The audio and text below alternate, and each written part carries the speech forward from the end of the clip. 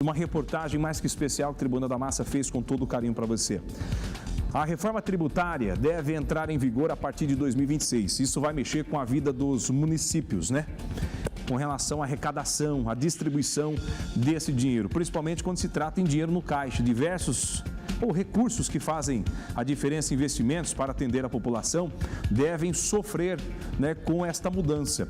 Se você não entendeu, se você não sabe como vai acontecer, a reportagem, volto a dizer, é mais que especial e vai te trazer todos os detalhes a partir de agora. Roda!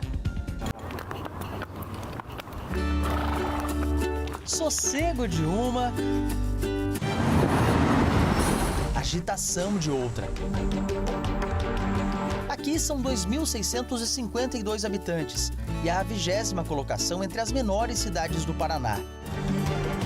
Nessa outra, mais de 409 mil moradores, a terceira maior do estado, segundo o último censo do IBGE. Flórida caberia 154 vezes dentro de Maringá. Mas embora o contraste do tamanho seja mais facilmente percebido, esta não é a única diferença entre elas. Maringá bateu recorde histórico na arrecadação de ISS, que é o Imposto sobre Serviço, em torno de 366 milhões. Somos a segunda do Paraná, perdemos só para Curitiba. O serviço é a nossa maior matriz econômica, então a nossa arrecadação aumentou 20%. O que nós arrecadamos, né, no ISS não deu 10% do que nós investimos no nosso município. Nós dependemos muito do FPM, né? Nós dependemos do ICMS e das emendas parlamentares. Eis aqui prefeitos de realidades distintas. Ulisses de Maringá observa do gabinete a cidade rica.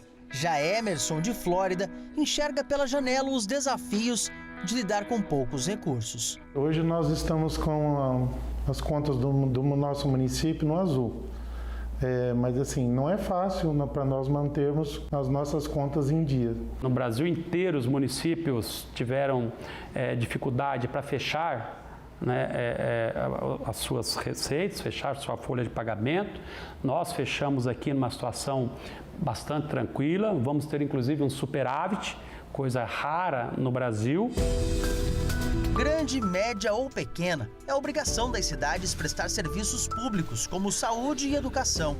O repasse é proporcional à quantidade de usuários do serviço, mas os custos nem sempre. A mesma demanda que tem nos municípios maiores é a nossa demanda, né? O ônibus escolar nas cidades maiores, ele vai na linha de buscar os alunos, ele vem com 40 alunos. E no nosso município ele vem com 5, 6 alunos. E os gastos são os mesmos. Tem que ter um motorista, mesmo o petróleo, o seguro, a manutenção é a mesma.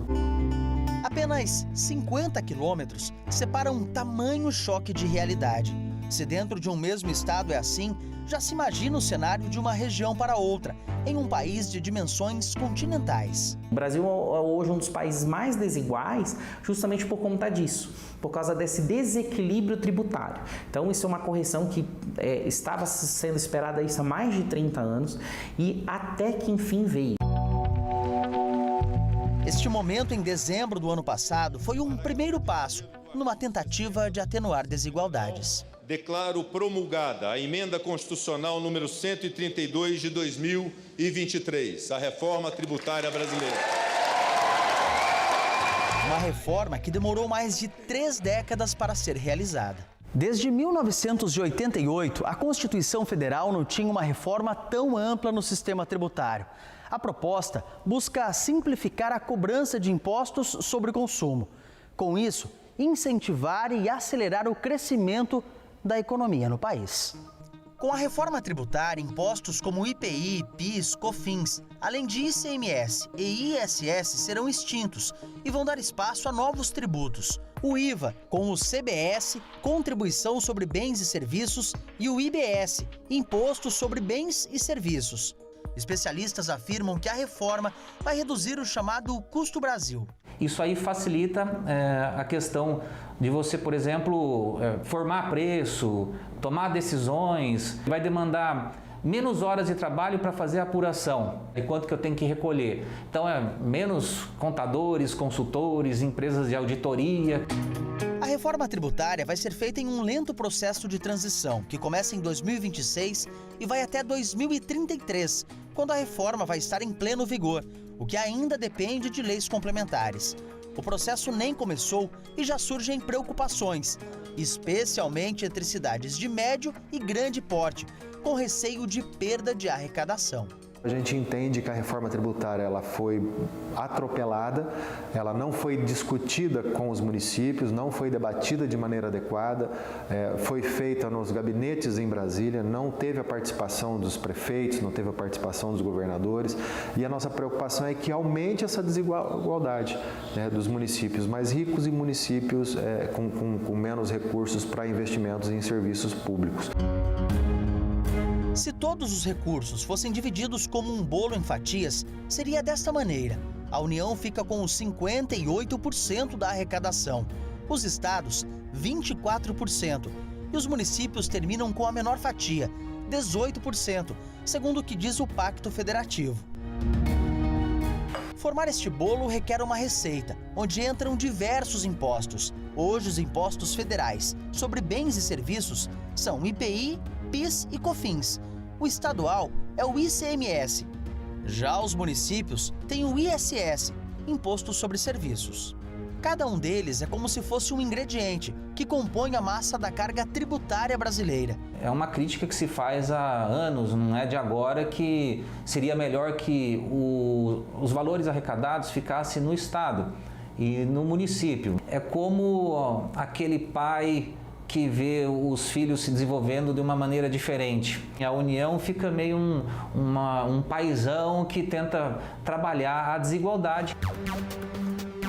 Aqui na pequena Flórida são poucas empresas. Com isso, a arrecadação de ISS é considerada muito baixa.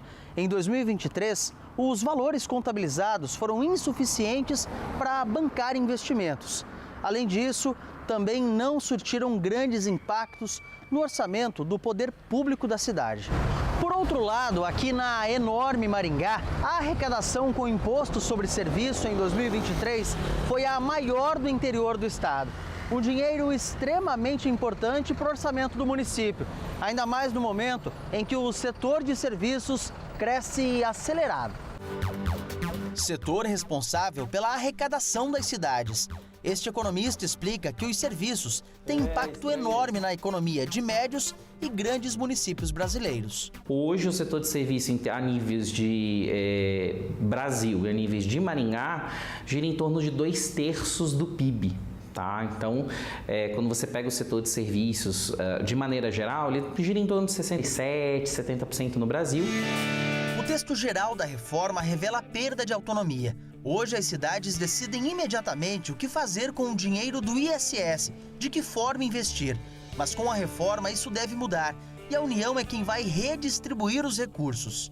Algo que vai na contramão, uma vez que as cidades crescem, as demandas aumentam, mas os recursos nem sempre, segundo a Frente Nacional de Prefeitos. Ulisses Maia, prefeito de Maringá, é também o segundo secretário da FNP. A própria Frente Nacional dos Prefeitos manifestou formalmente disso, eu participei de várias reuniões. A grosso modo, ela tira completamente a autonomia dos municípios. O município tem a competência de lançar o imposto, de mudar as alíquotas, de fazer a fiscalização das empresas, de fazer a arrecadação. Esse recurso fica no caixa do município. Para incentivar a economia e a geração de empregos, Maringá tem desde 2013 o ISS Tecnológico. A prefeitura abre mão de parte do imposto em troca de projetos de inovação das empresas. Foram 155 empresas já beneficiadas com esse projeto ao longo de 10 anos e em torno de 4 milhões e 200 mil reais de renúncia fiscal do município em favor de projetos inovadores para empresas prestadoras de serviços. Isso trouxe Maringá num patamar diferenciado na arrecadação de ISS. Em 2014, o município arrecadava 115 milhões de reais de ISS ano. Em 2023, nós fechamos o exercício com 366 milhões arrecadados. São quase 220% a mais de arrecadação. Então, isso mostra que a renúncia fiscal bem aplicada é uma ferramenta importantíssima de desenvolvimento econômico para o município. Que o ISS tecnológico dá certo, os números comprovam. Mas com a reforma sobram incertezas. Esse é um grande problema, né? A incerteza que nós temos com relação à manutenção dos nossos programas. Sem programas de incentivos individualizados de cada estado ou cidade, a reforma promete acabar com a chamada guerra fiscal, em que alíquotas menores de impostos são usadas para conquistar a instalação de empresas. O máximo que o município vai poder fazer é dar um incentivo, por exemplo, de um terreno, alguma coisa assim, mas é um crédito muito restrito, então não vai fazer muita diferença eu me instalar na cidade X ou Y. O que vai importar agora para a empresa se instalar é o quê? É a característica regional. O Brasil está diante de várias faces de uma mesma reforma, que trouxe consigo o entusiasmo de economistas. Tudo se torna mais fácil. Se tudo se torna mais fácil, mais justo, Isso acaba por até estimular o empreendedorismo, por facilitar, mas também atrair investidores, né? A esperança de pequenas cidades. É uma esperança de nós podermos pegar uma fatia maior do bolo. Mas também preocupações latentes. Eu acho que a gente tem que rever essa reforma tributária, ela tem que, nas suas leis complementares para a regulamentação, ela tem que ser muito mais debatida.